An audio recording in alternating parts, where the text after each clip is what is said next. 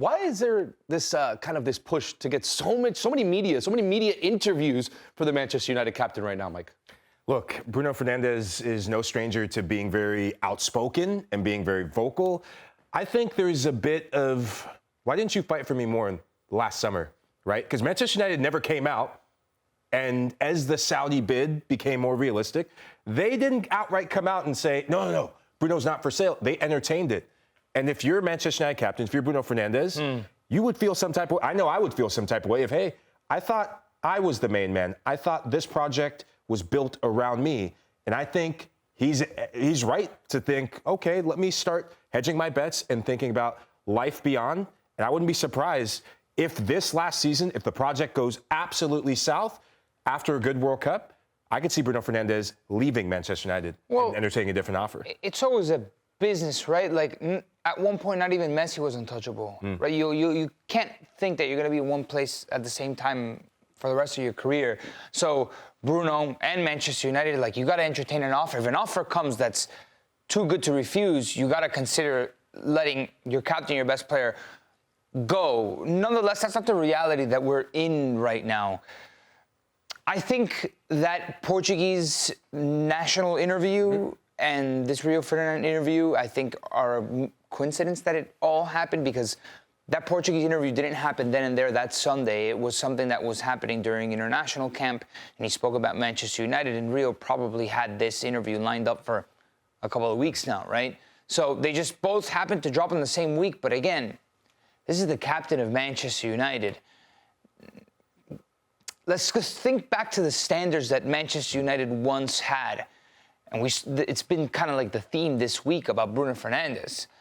You want your captain to be speaking. You want him to assert himself. You want to hear him be the leader that he is. So I'm okay with it. For me, it's absolutely no issue that Bruno's been talking in the media these last couple of days. And the timing is I guess it makes more sense because he's been in fantastic form, really, the last couple of matches. He's been the guy for Manchester United. Hey, hold up. He's been in form for the last 4 years at Manchester United. But specifically put this now, into context. This goes beyond. He's the best Manchester United player in the post-Sir Alex Ferguson era. Flat out. Fair. Flat out. Yeah. You can't think of anyone else who has done what he's done. And without Bruno Fernandes. Di Maria, bro. Come on. Oh, come on, man. The chip. the chip in Anfield. But without Bruno Fernandes, you take him out of the team, Manchester United ceases to be what they're trying to be, which is getting back to those standards. He is that pivotal. Let's move on to the game this weekend against Aston Villa. Speaking of being in form, he's really going to have to be in form because there are a few players out for Manchester United because of AFCON, because of injuries, and he's really going to have to step up. So here are some of the players that are gone. Casemiro is out with a one-match suspension, and Amad Diallo, Brian Mbeumo, and Mazraoui are all at AFCON. Not the best timing for United, as they're kind of starting to feel themselves at least a little bit on the offensive end.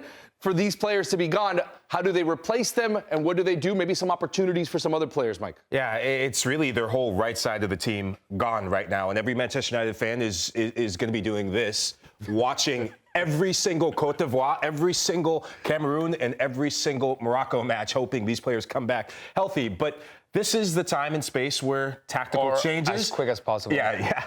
Tactical changes, formation shifts might come into play. And Ruben Amorim has been stubborn with this 3-4-3 or whatever you want to label it, but 3-4-3 is what he's known for. So this could be the time we see a 4-4-2, rumored to be 4-3-3. And I'm excited because I think Manchester United still have the players to get it done. But it's all dependent on the man in the black jacket, because if we see them in a 3-4-3, United fans are going to be watching the match like this. It's going to look bad. And, you talk about the formation, right? And it really has been something to talk about with Amorim for the better part of his entire United tenure, really, where he has refused to change the formation. We're seeing now in the last couple of games, maybe mid-game, some of that formation change as far as when they are in attack, when they have possession. Now he might be forced into that. Nico, do you think it's a good thing, even though there will be without some players, that he's going to have to tinker this formation maybe? Yeah, I think he'll still die on his hill and say that in possession, it's still three in the back. We'll see what it's like. We perhaps have seen a shift in the last game that indicates it's not. But for me, if there's one guy that I would shift or I would adapt because I don't have him, it's Diallo, right? Of the four guys that were missing, you told me I can have one back. the rest send them to AFCON, and the other one that's suspended, keep him suspended. It's Amad Diallo. Yeah. He's different. He gives Manchester United just another layer that it's almost unpredictable. It's difficult to contain. So we'll see how Diallo does. But Diallo, either on the right side or even on the left side, has actually struck a really good partnership with Diallo. So I don't know. We'll see how that shifts, but it'll be interesting to see how Ruben Amorim copes with these losses. I mean, this is something new that he's experiencing, and it's going to be not for one game, not for two games. And perhaps, I'm curious to see if it'll be a very obvious shift. My hunch is that it won't be, knowing Amorim. Like, maybe perhaps in a couple of phases, but we'll see. So this is obviously the 3-4-2-1 setup for United that we've gotten used to. What would it look like if it is 4-4-2, Mike? Because you're looking at this team right now. I'll say one thing. In that 3-4-2-1 that we just showed, no Kobe Mainu. In this one, 4-4-2, he's there. This might be his best chance. If he can't get on the pitch now, it might be a huge issue. Yeah, this is time to bust out your free Kobe Mainu t-shirts, because I think you're going to see players looking more relaxed and more in their natural position. Luke Shaw can bomb up. Luke Shaw being that left wing back, traditional, that we've seen from him. He will, if he gets the start, which I suspect he will, this connection is where you're going to have a big impact on the leadership in the back line. But Kobe Mainu's ability to drive forward and be that box-to-box presence that we know he can be, that he was under Erik ten Hag's, massive. Now this is where it gets interesting. Bruno Fernandes has an outstanding record against Aston Villa, by the way. I think he scored 7 goals, which is the most against a single opponent. And he loves to play against Villa, right? The big thing is, does Bruno come in these central positions or play in the half spaces? The balance between how many players you get centrally and how many players you can keep the width. This is why it intrigues me. Luke Shaw can bomb forward, much like you saw against Bournemouth, where it became a 4-2-4. You get him wide, you get Mason Mount coming in, and now you have 2 strikers in Benjamin Šeško and Cunha who are playing connected, and they combined for a goal against Bournemouth. I mean, this is nominally a 4-4-2 without a doubt. You have 2 center backs, right? Like, if he rolls out this formation, it's like, okay, Ruben Amorim, now we're cooking. Now this is something different. So it's a great option. And obviously Bruno continues to float. That right-hand side is probably going to be a lot more for Diallo. How does Mount incorporate and interpret this new system? It's going to be interesting. We obviously need to see more from Šeško. But again, big opportunity also for Kobe Mainu. Yeah, definitely a big opportunity for a lot of these players that haven't been able to see the pitch as much as they would have liked. Let's move to the other side, because Aston Villa, one of the hottest teams in the Premier League, of course, led by our morning footy sibling, Matty Cash, of course, and some other players as well. But we see here the longest win streak now, 9-match win streak. They've won 6 of their first 14 matches in all competitions prior to starting that streak, so it really has come good for Aston Villa, averaging 2.4 goals per match and currently 3rd in the league. Is this, Nico, the real Aston Villa, or is this kind of just a really good streak and good form that they're on right now? But the thing is that if it wasn't this, it'd be the team that lost or couldn't win in their first 5 games or couldn't score in their first 4 and didn't win in their first 5. Some like horrendously, like it was a record horrendous start, right, for Aston Villa. I tend to think it's this because we saw the potential under Unai Emery. We've seen Aston Villa play really, really well. So I'm just curious to see how this continues against a top-level opponent in Manchester United that's going to pose a threat. And it's the manner in which you deal with things, the resilience. I mean, this against Arsenal was absolutely incredible how they just kept the ball alive. But regardless, again, it's not like they were losing this game, right? It would have been, we wouldn't be talking about a winning streak. We'd be still talking about an unbeaten streak. Yep. They look good.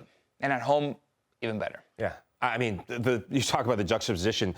Aston Villa have 0 players going to AFCON. One of only 16 in the Premier League that have no 0 one players. Yes. And if you would, let me ask you this. If you would have said Ollie Watkins would only score 3 goals up until this point, where Villa would be right now in the Premier League table, would you have said 3rd?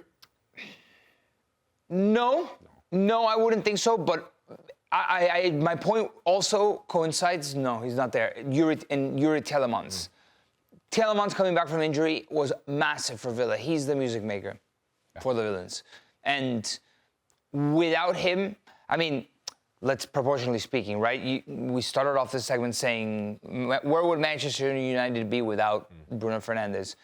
In a small sample size this season, you saw where Aston Villa would be without Yuri Tielemans, and look where they are with him. Shout out to Daniel Malen, who's also, despite Ollie Watkins not scoring a ton of goals, Malen absolutely has scored a ton of goals, and of course Morgan Rogers has really come good. It was a tough start for him, but he's really gotten going now. He's one of the better attacking midfielders, I think, in the league. Yeah, no, Unai, shout out to the main man, Unai Emery, who has unlocked different levels to every single player at Villa Park. The variety, right? The versatility. It shows that you're not dependent on Ollie Watkins. So to kind of put a bow on this segment here, because we got to get our bets in for the Premier League, let's bring in Jon Buckets Eimer. Buckets, we got to focus here. We're going to get some winners this weekend, my man. What are we doing? What are we betting? Man, we need some winners. Not only have I had a cold streak in the betting world, I've had a literal cold streak as my heater went out. So it is 16 degrees here in Columbus, and I am literally freezing right now, but that's okay. We're going to find some winners, and we're going to heat up here. Looking at this matchup between Aston Villa and Man United, I think Aston Villa are going to win. That's currently priced at plus 110, but that's not where I'm going to put my money. I'm putting my money on goals in this fixture. I'm looking at both teams to score and over 2.5 goals currently at even money, which is plus 100. I know that Man United is missing some big names, but they've also got some really good players still, as you guys have touched on. Bruno Fernandes has been amazing. Cunha is back and healthy. Sesko still needs to prove himself, but this is the kind of game where he can prove himself. And most importantly for me, Aston Villa is struggling defensively. They have now hit both teams to score and over 2.5 goals in 6 of their last 7 fixtures across all competitions. So yes, they are winning, but they're doing that because they're having to score 2 or 3 goals. And Man United currently have the highest both teams to score and over 2.5 goal hit rate when playing on the road. It is hit in 88% of their road fixtures. Bruno knows how to score against Aston Villa, but Aston Villa at Villa Park is a scary side. So give me a nice 2-1, 3-1, 2-2 kind of matchup here, because I want to see goals in this match.